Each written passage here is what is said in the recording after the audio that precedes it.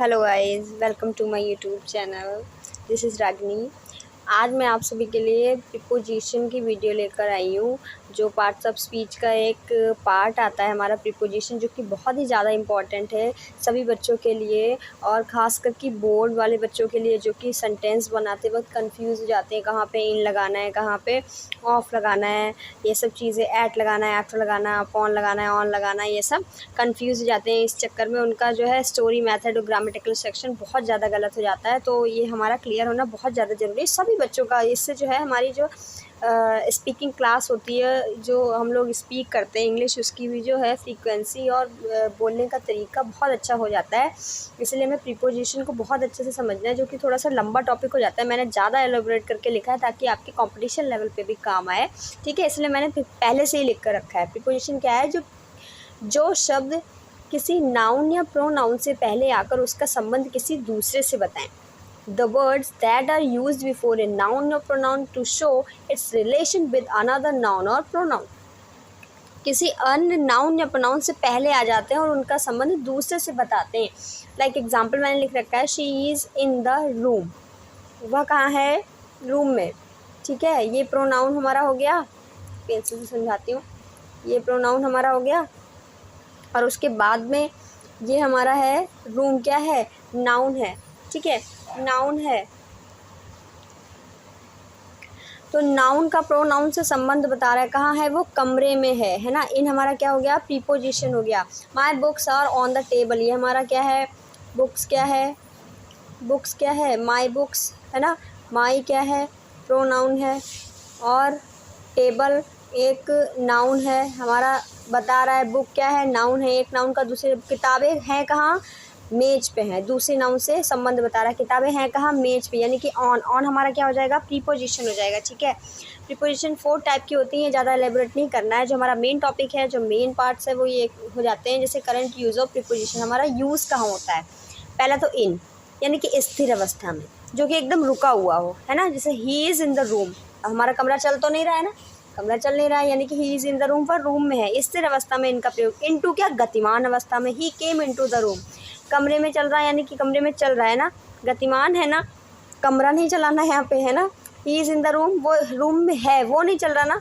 He came into the room, वो room में आया, ठीक है। तो चलते हुए आया ना, गतिमान अवस्था थी उसकी जब वो आया, इसीलिए इनटू लगा। The boy jumped into the river, जो जंप किया तो भी उसकी गति हो रही थी, रुका तो नहीं था ना। Into the river. फिर सेकंड है ऑन या पर, किस में आता है? वो भी स्थिर अवस्था में आता है, लेकिन कैसे? किसी के ऊपर, यानी कि पर इसमें में होता है, इसमें पर होता है। जैसे book is on the table, table किताबें जो हैं मेज पर हैं। अपॉन क्या होता है? गतिमान अवस्था में पर आता है। पर तो होता है, लेकिन कैसा होता है? गतिमान अवस्था। The cat jumped upon the table, उसने जंप मारी कहाँ? टेबल के ऊपर, तब हमारा अपॉन आएगा, क्योंकि जब वो जंप मार रही थी तब वो गतिमान अवस्था में थी, ठीक है। बिहाइंड पीछे, यानी कि स्थान का बोध कराते हैं। मीनिंग क्या होता है? पीछे, हमको मीनिंग भी रटना है, ठीक है, रटना ही है, ठीक है।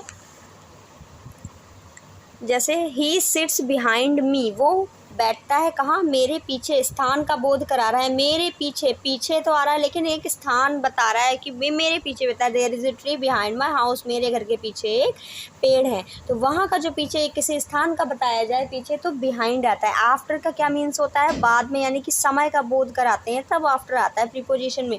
He will come after 10 AM, ठीक है, वो आएगा 10 बजे के बाद।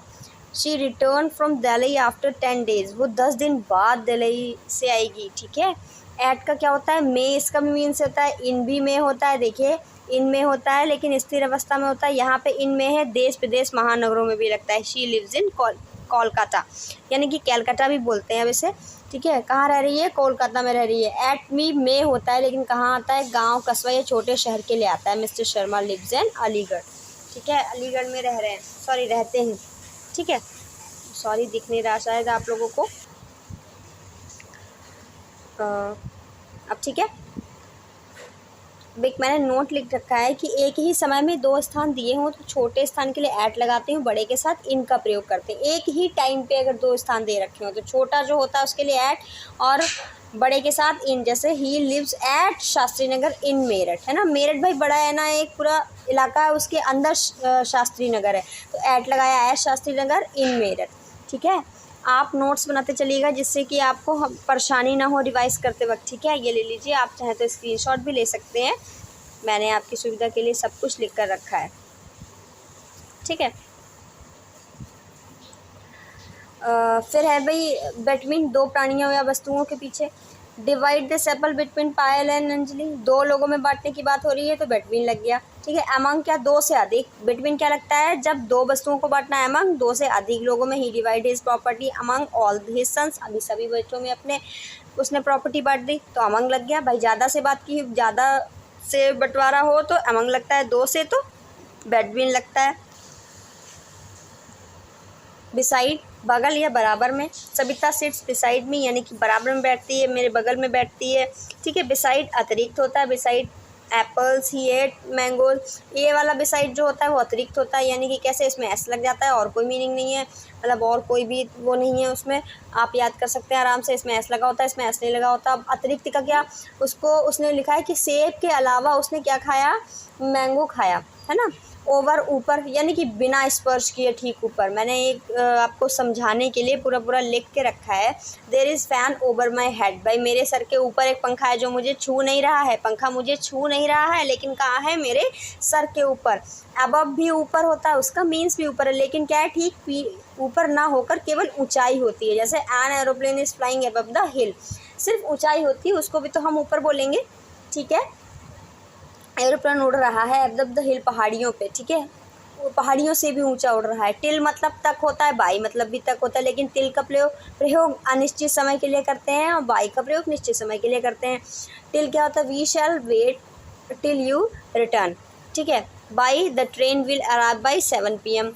विद क्या होता है, विद से जब किसी यंत्र से कोई काम किया जाए। She cut her finger with knife, उसने अपनी जो फिंगर काट ली, किससे, विद नाइफ यानी कि चाकू से काट ली। विद आ गया साथ, इस बाई मीन्स भी से होता है, बी वाई मीन्स भी से होता है, लेकिन क्या किसी स्थान, बस, ट्रेन या यात्रा या घड़ी में समय बताने के लिए।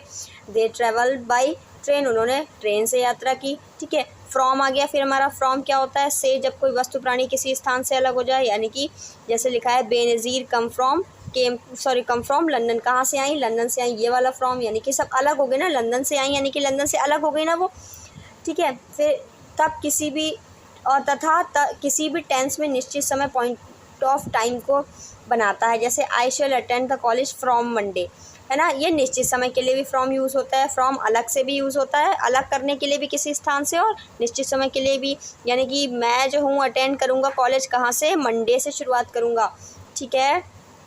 एट क्या आता है, एट हमारा किसी एक स्थान या विशेष बिंदु की ओर होता है। एक स्थान जैसे पर होता है, एट का मीन्स जैसे बेगर इज़ एट द डोर, कहाँ है, दरवाजे पर है ना, पर मीन्स होता है, लेकिन किसी स्थानीय विशेष बिंदु की ओर हम बात कर रहे हैं। The train has arrived at the station, कहाँ है, एट द स्टेशन, स्टेशन पर, है ना, ठीक है। समझ में आया, आगे का हम लोग अगली वीडियो में पढ़ेंगे, ठीक है। Thank you for watching.